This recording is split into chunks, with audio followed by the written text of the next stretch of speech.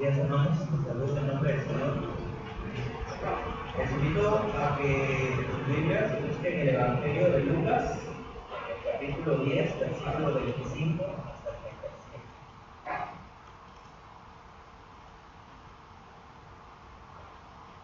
Capítulo 10 de Lucas, versículo 25 hasta 37. Aquí estará basada en la lectura de la palabra de Dios. Y allá.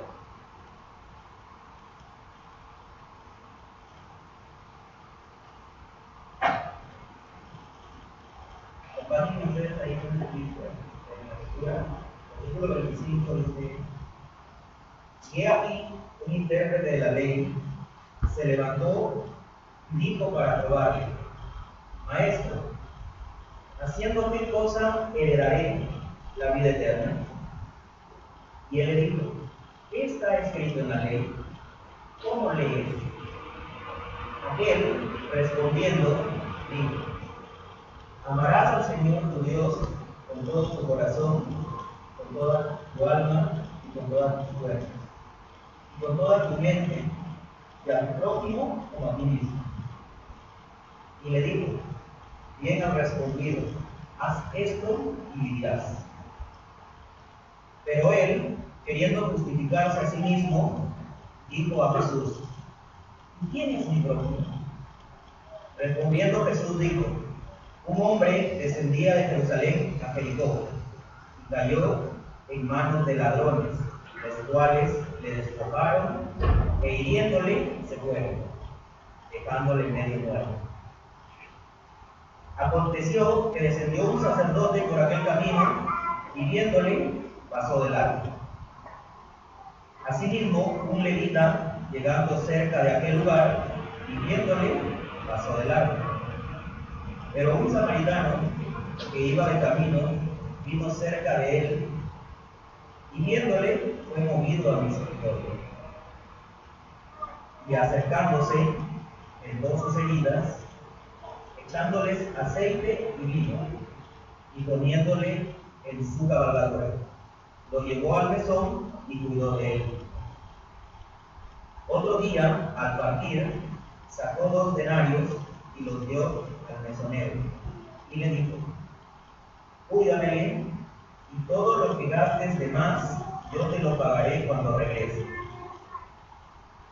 ¿Quién, pues, de estos 3 te parece que fue el prójimo del que cayó en manos de los ladrones? Él le dijo: el que usó de misericordia con él. Entonces Jesús le dijo: Ven y haz tú lo mismo. No le digas palabras.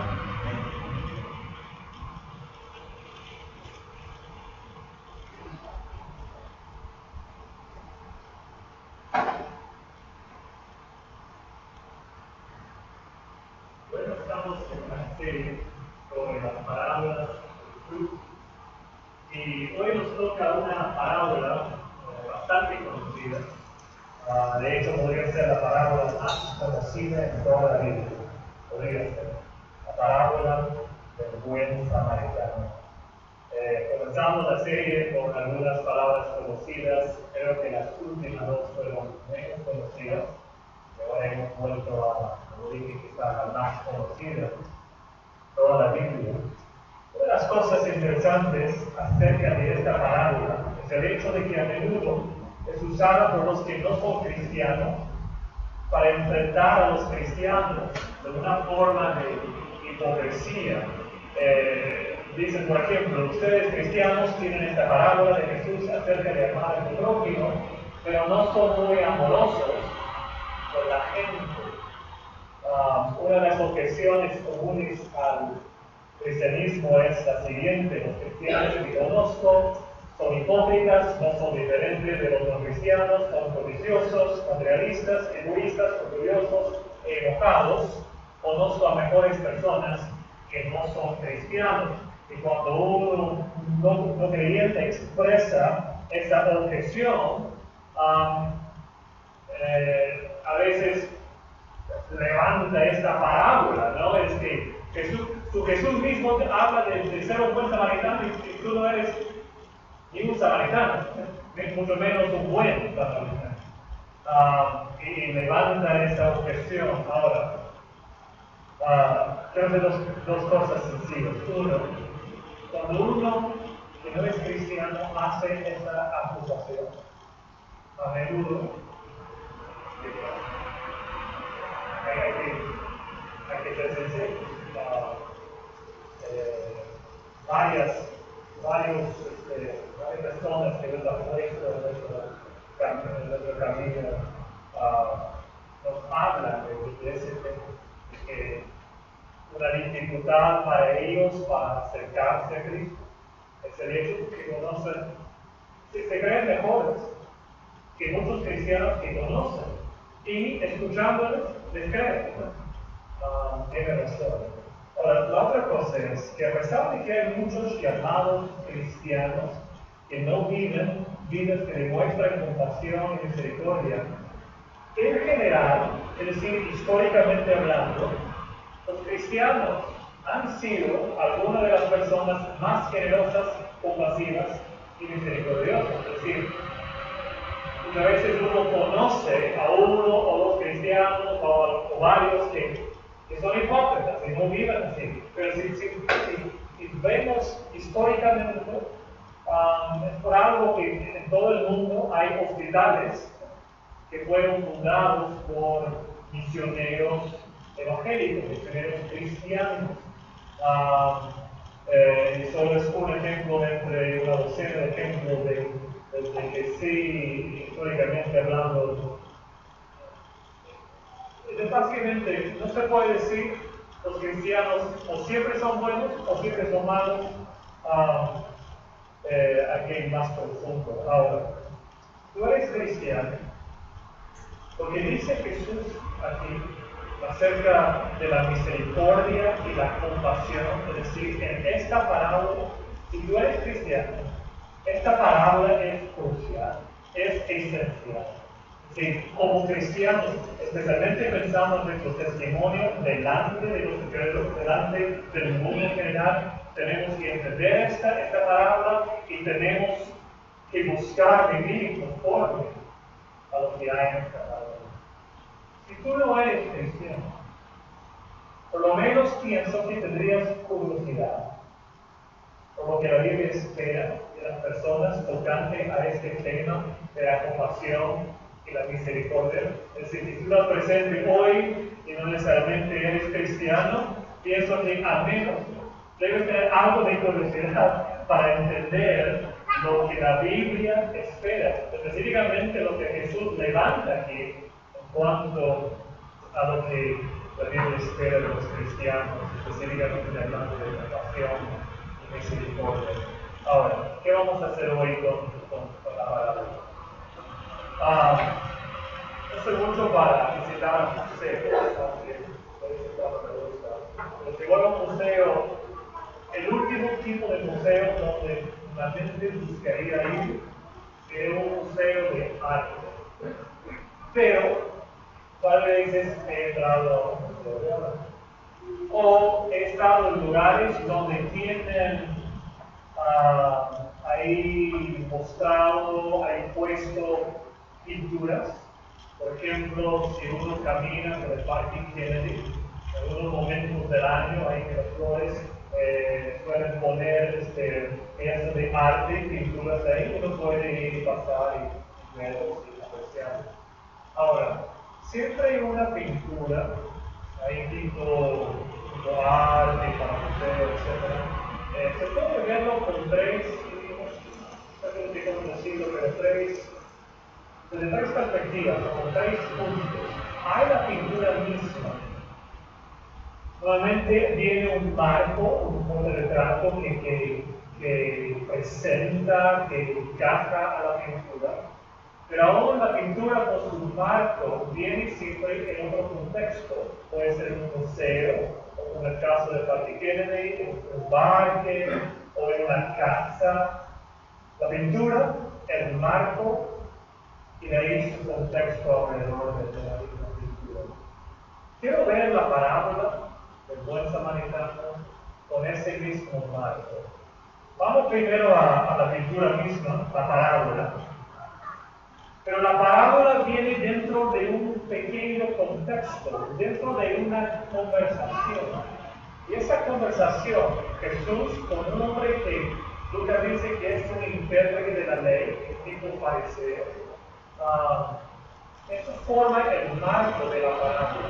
Y no vamos a poder entender bien la parábola si no entendemos ese marco. Pero aún hay un contexto aún más grande, más de fondo ahí. Vamos a terminar viendo el fondo detrás de la pintura, es decir, la historia la parábola en su contexto teológico. Primero la pintura, la parábola, después el marco, la conversación de Jesús con el intérprete de la ley, y de ahí el fondo detrás de esta parábola como su contexto teológico. ¿Cómo estamos con la parábola misma? Jesús dice que un hombre viajaba de Jerusalén a Jericó, y en el camino le atacaron unos ladrones. Lo despojaron, le dieron golpes y se fueron, dejándolo medio muerto. Básicamente ahí nos permite el término medio muerto. Ahora, de Jerusalén a Jericó, en este caso el año 2000 tuve el privilegio de viajar a Israel y me acuerdo esa ruta, porque obviamente siendo muy conocido esta parábola, cuando viajamos desde el norte de Galilea hacia Jerusalén, pasamos por Jericó y de ahí recuerdo estar en el bus. Y es una ruta bastante así tipo, como un pequeño zona de sierra, o de cerros pequeños. Y era muy fácil para nosotros imaginar a un hombre, este hombre en la historia de Jesús, caminando por esta ruta, que en aquel tiempo era una ruta peligrosa, con bastantes lugares donde uno podría atacar, ahí desde un lugar escondido, a uno que podría estar viajando solo, un grupo pequeño. El hombre está ahí, los ladrones vienen, atacan, lo dejan ahí medio muerto. El primero en pasar, después de que se fueron los ladrones, es el sacerdote. Imagino que los que están ahí escuchando la parábola, hay como que, me imagino que se quedan ahí un poco como que tú dices, el primero en pasar, sacerdote. ¿Y cómo responde el sacerdote? Bueno, pasa de largo, pasó de largo. Ve el hombre, cada encuentro aquí, Lucas destaca, Jesús, pero lo destaca que el hombre ve, la persona ve al hombre medio muerto, y bueno, en el caso del sacerdote pasa de largo. Luego viene un levita. ¿Quiénes son los levitas y los sacerdotes? Interesante que Jesús pone el cuadro de la parábola, de esa ruta de Jerusalén y Jericó, y que están caminando desde Jerusalén hacia Jericó. Porque en aquel tiempo los hombres que trabajaron sirviendo en el templo que estuvo en Jerusalén tenían turnos de 2 semanas. Entonces, si tú eras sacerdote, podrías vivir en cualquier parte de Israel, pero cada 2 o 3 años te iba a tocar 2 semanas de servicio en el templo de Jerusalén. Entonces, estos hombres, tanto el sacerdote como el levita, en el contexto de la historia, habían ido a Jerusalén para su servicio de 2 semanas, supuestamente, y de ahí estaban regresando ya camino a casa en otra parte de Israel. Entonces, primero el sacerdote, después el levita. En ambos casos, el hombre ve, el hombre medio muerto.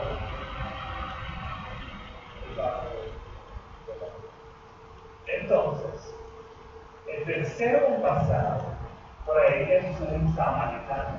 Imagínate el contexto del que está escuchando eso.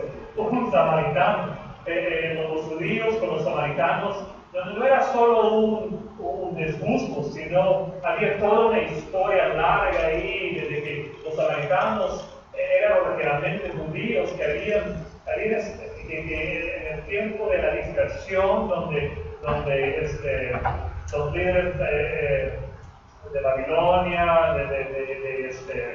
de las otras naciones que fueron y conquistaron a Jerusalén y mandaron a los judíos por todas partes de su reino, pero poco a poco comenzaron a regresar. Y un grupo de judíos volvió a Samaria, pero en vez de mantener la línea pura, en vez de resistir esta tentación de comenzar a casarse con la gente de la zona, quedaron casándose y ya. Entonces ya un samaritano era como un medio judío, con sangre judía y sangre externa. Entonces los judíos puros, odiaban a los samaritanos. Los vieron como una segunda clase, o mejor dicho, una quinta clase de judíos, y no hubo comunicación, comunión entre ellos. Entonces, cuando Jesús menciona que un samaritano vino, todos los que están oyendo ahí está. Y dice que Jesús, que el samaritano viene, y como nosotros debemos. Pero en este caso, él responde. Cuando él vio al hombre, fue movido a misericordia, sintió una gran compasión por este hombre en este momento de extrema necesidad. El samaritano echa aceite y vino en sus heridas, lo pone en su animal, lo lleva a un mesón, a un hostal ahí, un lugar, una casa de hospedaje, y se queda ahí el día cuidando. El siguiente día, dice que el samaritano le entrega al mesonero 2 denarios, en este caso 2 denarios era el equivalente de 2 días de trabajo, y le dice, cuídalo y todo lo demás que gastes, yo regrese, te lo pagaré. Jesús incluye a 2 hombres religiosos en esto, el sacerdote y el judío. Cualquier judío hubiera pensado inmediatamente que un sacerdote o un levita sería más justo que una persona cualquiera, ciertamente más justo que un samaritano.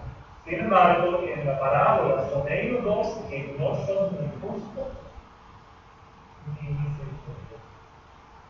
El samaritano es el único entre los 3 que siente compasión y actúa. Y ahí hay un detalle clave. No solo siente compasión, sino actúa, responde, hace algo. De manera misericordiosa, hace esa obra misericordiosa. Ahora, 4 pensamientos muy breves en cuanto a samaritano, de ahí avanzamos. 1. Este samaritano, este hombre, aceptó el gran inconveniente de la situación. Piénsalo. Era totalmente inconveniente para él. Su tiempo, el hombre perdió una buena porción de su vida. De hecho, como todos nosotros, tenía sus planes para el día. Estaba viajando. Cuando uno viaja, normalmente pone como destino, y quiero llegar a tal destino, a tal hora, o un rango de horas, y todo cambió ese día para eso. Y él pasó la noche en un lugar donde probablemente no tenía planes de quedarse. Piensa por un momento en ¿cómo se dice? La inconveniencia desde que hubo ahí en este día la vida de ese hombre. Se involucró, en un lugar de esto, se involucró íntimamente. Pero destaco porque, puedo hacer 1, porque los otros 2, el sacerdote y el levita, no querían involucrarse físicamente. Quizás para no quedarse impuros o, por dicho, sucios ritualmente, pero no creo que quede ahí el asunto. No querían involucrarse físicamente. Y este hombre se mete físicamente. Sí, él andaba en su animal, pero ahora pone al otro ahí, antes cuida sus heridas. Tiene que levantarlo de su animal, tiene que ir físicamente andando más lento, paso a paso, con ese hombre ahí que se mete con todo su ser ahí, habilidades. 3. Gastó su propio dinero. No tiene trabajo. Suponemos que un obrero hoy gana en un día 70 soles o 100 soles. Son 200 soles. Y la cuarta cosa que se arriesgó para ayudar. ¿Cómo que se arriesgó? Le dijo al mesonero: todo lo que gastes en cuidar a este hombre, te lo pagaré. En el estudio que hice, en la investigación que hice en cuanto para entender el contexto mejor, todos los comentaristas indican que en ese tiempo un lugar como un mesón, un hostal, no era necesariamente un lugar para encontrar a personas de confianza. Que hubo un riesgo para este hombre decirle al dueño supuestamente del hospedaje: y todo lo que gastas te lo pago. Entonces, Jesús presenta esta parábola. Ahí está llamándonos, confrontándonos, convenciéndonos de nuestra, es decir, está ahí para que cada uno piense: haría yo.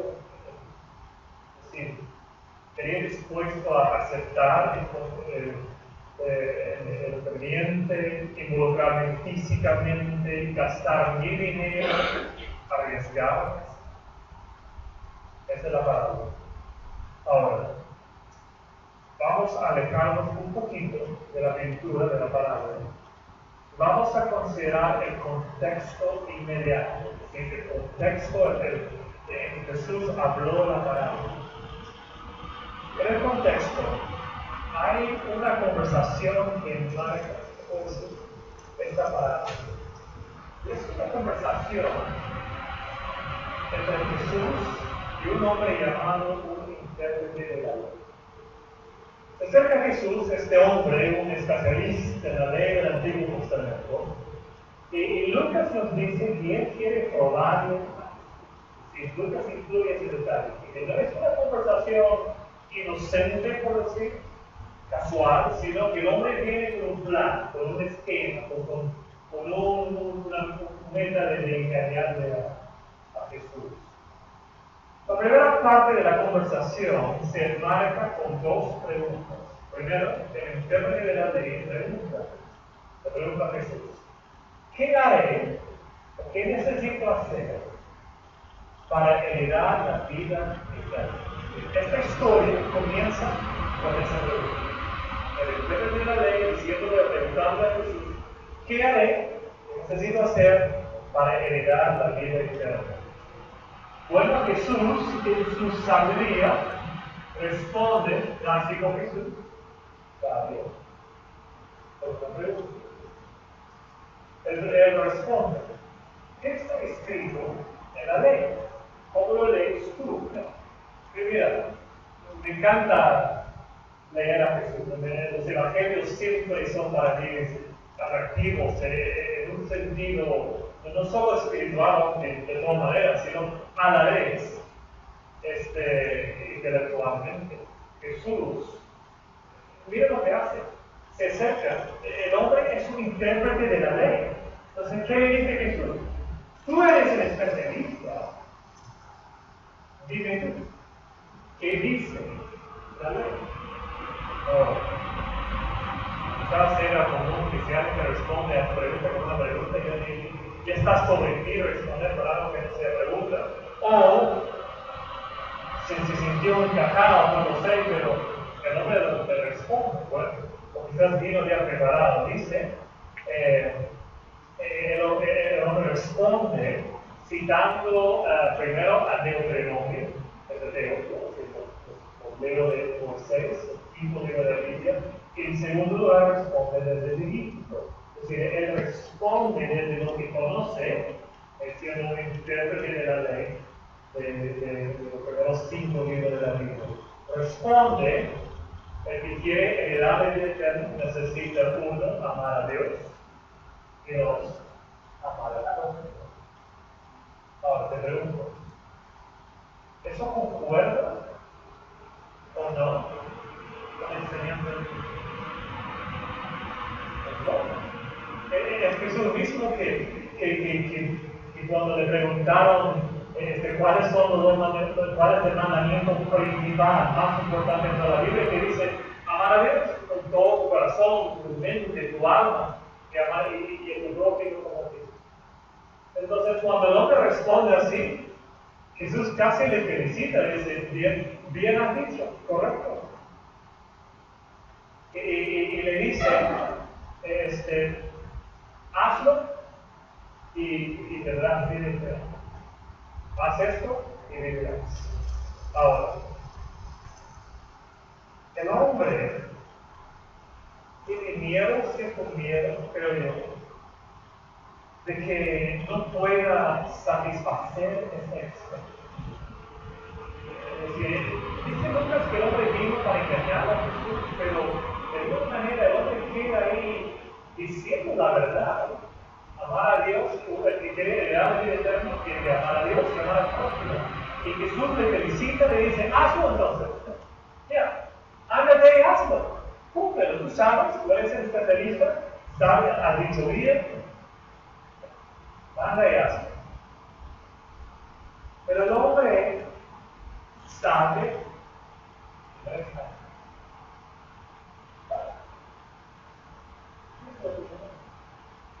amar a Dios con todo tu corazón, con todo tu alma, con toda tu mente, con todas tus fuerzas. Es decir, de las 4 descripciones, corazón, alma, fuerza, mente, está ahí para ponernos ahí en esa posición de que amar a Dios es con todo el ser, con todo lo que somos. Con todo lo que somos.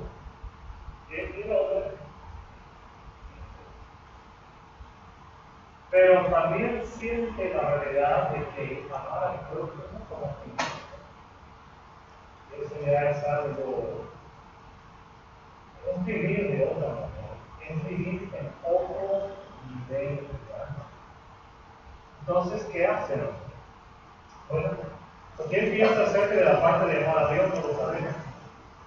Pues creo que él pensó que su obediencia estricta al código de la ley del Antiguo Testamento contaría, se puede decir, como amar a Dios con todo el corazón, alma, fuerza y mente. Sin embargo, sí sabemos que él tenía dudas acerca de su capacidad de amar al prójimo como a sí mismo. O tenía dudas o entendió que si amar al prójimo significa cualquiera,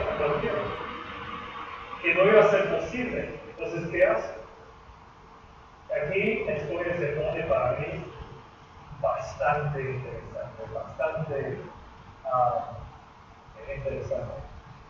Él hace lo que muchos de nosotros hacemos. Para resolver ese dilema en su conciencia, ¿qué hizo? Bueno, ¿qué haces tú? Cuando en tu conciencia hay duda. El hombre, para resolver ese dilema, buscó limitar el alcance de la ley. Él decidió tratar de limitar el alcance de la ley. ¿Qué ley? Amar al prójimo como a ti. La ley dice, ama a tu prójimo como a ti mismo. Por lo tanto, si el intérprete de la ley puede limitar lo que se incluye en la categoría de prójimo, si prójimo no necesariamente tiene que significar cualquier, si podrías incluir solo un grupo más pequeño, el hombre piensa, hay quizás población. Por eso que en el versículo 29, Lucas dice que el intérprete de la ley quiere justificarse a sí mismo, así que pregunta, ¿y quién es mi prójimo? Quiere limitar el alcance de quién se incluye en ese rango, en ese grupo. Entonces, mira, por un momento veamos el estándar, ¿ok? Amar a Dios con todo tu ser. Y amar a tu prójimo con tanto interés, pasión y cariño como darías a tus propias necesidades. Mira, yo no quiero bajar en nada lo que la ley dice. Amar al prójimo, que sea que incluye, ¿sí? Eso vamos a ver en un momento. Pero amar al prójimo, a mi prójimo, significa que tengo que amarle a la persona con la misma pasión que tengo para mis preocupaciones, con la misma compasión que por si acaso siento cuando a mí me duele algo, con el mismo cariño que doy a mis propios sentimientos. Es imposible que alguien pueda justificarse ante Dios por cumplir ese estándar. Sin embargo, el término de la ley cree que puede hacerlo. Sí es que puede limitar el alcance de la ley. Ahora, eso nos lleva al segundo conjunto de pregunta. ¿Qué quiero decir ahí? Primero comienza la historia, el hombre preguntando qué necesito hacer para heredar la vida eterna. Luego responde con una pregunta, ¿qué dice la ley? De ahí, más adelante, el hombre presenta otra pregunta. ¿Quién es mi prójimo? Ahí buscando limitar lo que significa prójimo. Y Jesús esta vez, bueno, por segunda vez responde con una pregunta. Pero antes de responder con la pregunta, es ahí donde él da la historia, la parábola del buen samaritano. Pero la parábola termina, la según Jesús, cuando se pregunta. El hombre pregunta, ¿quién es mi prójimo? Jesús, después de dar la parábola, pregunta, ¿cuál de estos tres? El sacerdote, el levita, el samaritano. ¿Cuál de los tres es excluencia que demostró ser prójimo, el que cayó en manos de los ladrones? ¿Qué hizo Jesús? Otra vez. En esta historia vemos la sabiduría, quiero decir, el arte que tiene Jesús para tomar la verdad y llevarla al punto más profundo de nuestra conciencia. Jesús tomó la pregunta del samaritano, perdón, de este hombre y invirtió en la pregunta. El hombre preguntó, ¿quién es mi prójimo? Él quiere limitar lo que significa prójimo. Jesús preguntó, ¿quién resultó ser un verdadero prójimo? Si el hombre quiere limitar lo que significa prójimo, y Jesús no tiene nada que ver con eso. Él quiere preguntar, ¿quién de los tres era el verdadero prójimo? Pues está hablando en ambos casos de prójimo, pero uno está limitándolo y el otro Jesús. Nada que ver, quiere decir cuál de ellos es el verdadero prójimo.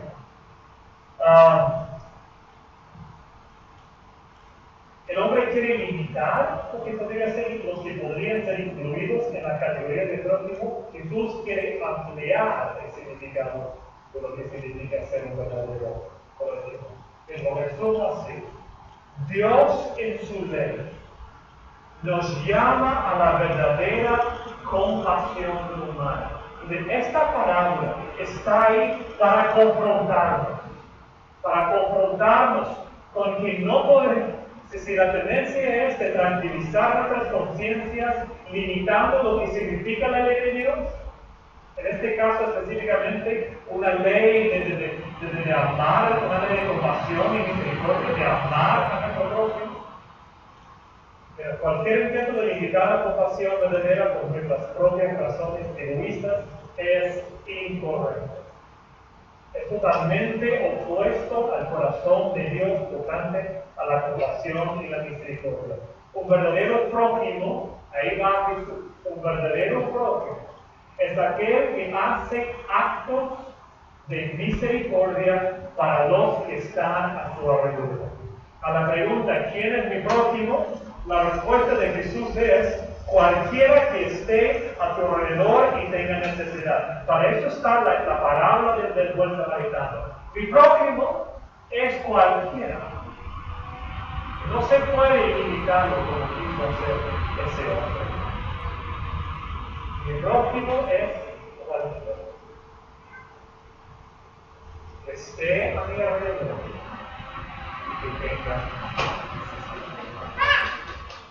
En esta parábola vemos el corazón compasivo de Dios. Y como cristianos somos llamados de ser como Él, de ser personas de compasión, constantemente involucrados en actos difíciles. Ahora, si yo fuera a terminar el sermón y solo decirte, en un sentido como hizo Jesús, sal y hazlo y tendrás vida eterna. Quiero manejarte con prueba. Esto que Jesús hizo, te dijo al final de esto, ándate y haz esto. Y viene encima de la pregunta al principio, ¿cómo puedo heredar la vida? Dice, si Jesús lo dejó así, entonces ahí lo dejó. Ahí está la pintura, la parábola, estos marcos, esta conversación. Pero esa pintura con sus marcos tiene un contexto. ¿Cuál es el contexto? Contexto teológico. Cuando digo el contexto teológico, no estoy yendo más allá de Jesús, sino estoy poniendo la parábola en su contexto correcto, en su contexto cristocéntrico, en su contexto bíblico. Recuerden que Jesús estuvo en un tiempo de transición. Él vino confrontando a los fariseos, confrontando a distintas realidades que no eran correctas. Recuerden que él dijo a sus discípulos, no vayan a anunciar qué está pasando. Cuando él sanaba a una persona, decía, por favor no lo digas a nadie. Y no era solo para que su popularidad no creciera, para que pudiera trabajar. Eso no era el punto principal. El punto principal era que no había razón todavía para anunciar todo el Evangelio hasta el cumplimiento de la parte central. ¿Cómo ponemos a esta parábola en su contexto? Y esto es absolutamente claro. Esta conversación comienza con el jefe de la ley preguntando qué haré para heredar la vida eterna. Y hay que notar dos cosas. Una, Jesús está de acuerdo con el jefe de la ley, y si uno fuera a amar a Dios con todo su corazón, alma, fuerza y mente, y amar a su prójimo como a sí mismo, así podría heredar la vida eterna. Así, Jesús está de acuerdo con él. Le dice, haz esto y vivirás. Pero ¿sabes qué? Estamos hablando en teoría, y Jesús lo sabe. Era imposible para este hombre salir y cumplirlo. Por eso es casi nos reímos pensando en un hombre tratando de limitar lo que significa prójimo para poder, por medio de amar a Dios y amar al prójimo, encontrar la vida eterna. No se puede, nadie. Es imposible. Irónicamente, solo había una persona que podría cumplir con lo que Jesús puso ahí como necesario. Y esta persona, obviamente, es Ahora, para aclarar, vamos a apoyar. Espero que este texto ya tenga más sentido. Lo que el jefe de la ley escribió como el camino para heredar la vida eterna es totalmente. Por eso Pablo dijo en Gálatas 3, si la ley dada pudiera vivificar, no la ley vivifica, la palabra vida, da vida. Vino el jefe de la ley preguntando, ¿cómo puedo heredar la vida eterna? Pablo dice, si la ley, amar a Dios, amar al prójimo y todas las cosas de Dios, si la ley pudiera justificar, la justicia fuera verdaderamente completa. Lo que Jesús dijo era correcto, es correcto. Si uno podía cumplir la ley, porque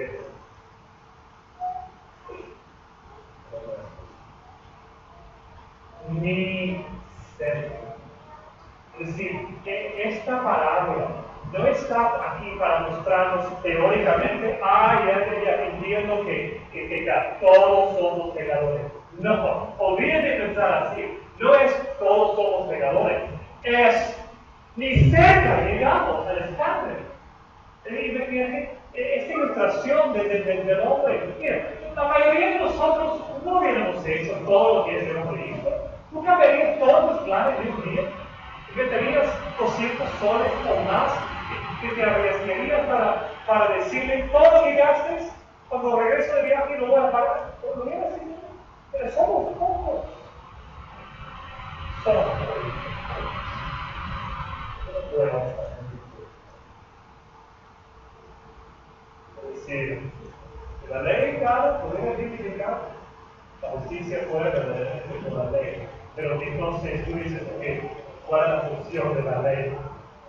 Más la escritura, la ley, lo encerró todo bajo pecado. Esta historia de esta palabra está aquí para cumplir dos cosas muy grandes. Uno, para mostrarnos cómo debemos vivir. Es necesario que como cristianos amemos al prójimo. Si yo quiero que salgan de aquí, que salgamos de aquí con una pasión más profunda para amar al prójimo, más compasivo. Esta iglesia debe ser conocida como una iglesia misericordiosa y compasiva. Pero todos debemos salir de aquí.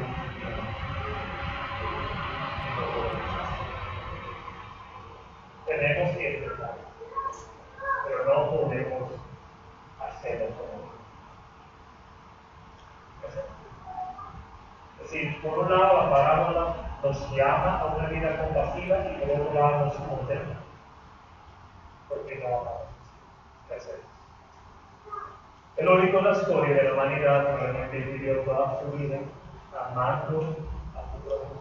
Toda su vida, 33 años. Es el mismo que encontró el papá. Jesús vivió todos los días de su vida, dando prioridad a las necesidades, no de sí mismo, sino de los que lo rodean. Hizo el acto más sacrificial de misericordia y compasión que el mundo jamás ha visto. Porque él, la persona mayor, pero que vivió en la vida cotidiana todo lo que significaba la cosa. Y de ahí cuando fue a la cruz, hizo la con más misericordia. Llena tu corazón con una visión y mi oración es que Dios llene tu corazón con una visión de la compasión y la misericordia de Jesús hacia ti. Mira, refleja en la cruz, piensa en la cruz, medita en la cruz, porque es por esta reflexión que Dios desde adentro comienza a formar más compasión. Si tú quieres conocerla, en la cruz, Dios comienza a cambiar. Y puede de una persona atacada pasar a ser una persona generosa. Puede de una persona autoenfocada a ser una persona compasiva hasta por su vida y su dinero. Y permite que esta visión de la cruz te llene con el poder y la motivación que necesitas para salir y vivir ese mismo tipo de misericordia, compasión y vida. Dios hará de ti una iglesia. invito a que cierren sus ojos, de sus ojos, por favor. El piano va a tocar, vamos a tomar todo un tiempo para reflexión, cada vez que terminamos nuestros cultos aquí en Gracia. Vamos a terminar dándoles un tiempo para reflexión. Seguro,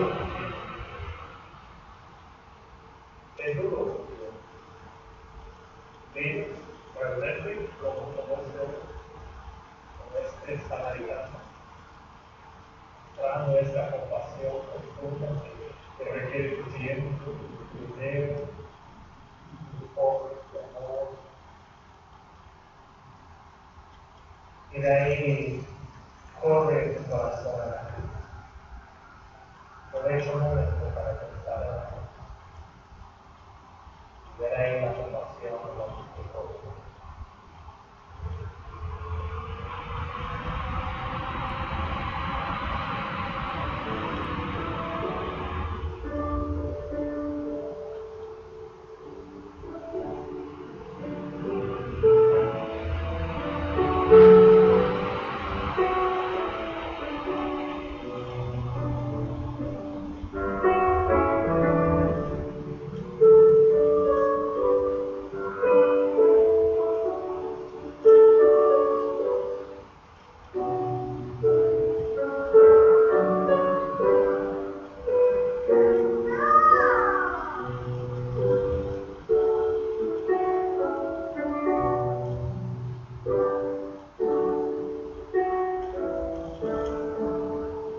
Dios llénanos con una visión,